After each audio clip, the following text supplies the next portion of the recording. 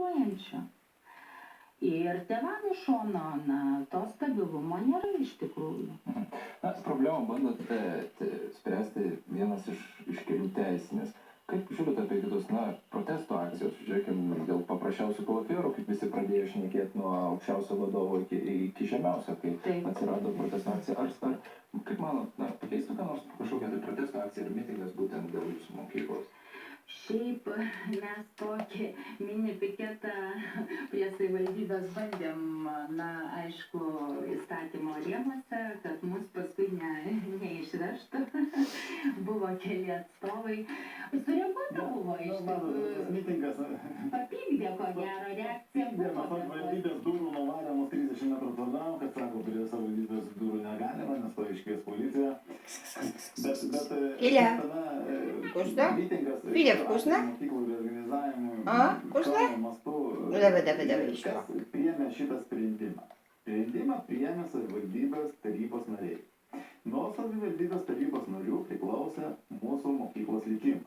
Tai mes galim mitinguoti net ir prie Seimo, bet vis tiek grįž sprendimas į Kauno savivaldybės tarybą ir tie tarybos nariai priims. Mes daugelis per savivaldybės tarybos posėdžius sakėme, kad tikrai duokite mums šansą, duokite mums galimybę, atidėkime metam, 2 metam tą jūsų sprendimą ir mes dirbame, pritraukime vaikus, keliame mokytojų kvalifikacijas.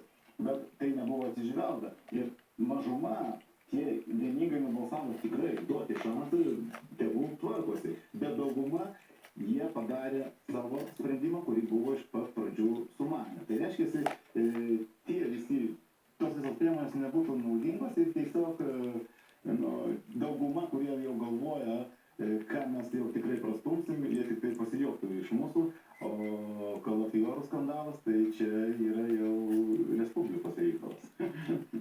Ar galima sakyti, kad žmonės bijo?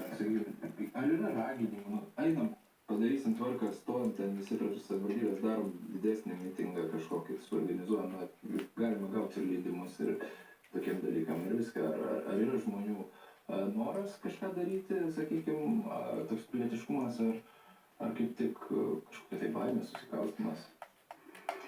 Sunku pasakyti iš tikrųjų, pagal žmogų visumoje yra visokių nuomonių ir žmonės pasipiktinę ir nori ir mitinguoti, ir eiti gatves, kiti gal prisibijo, ypatingai švietimo darbuotojai, tarkim, imant su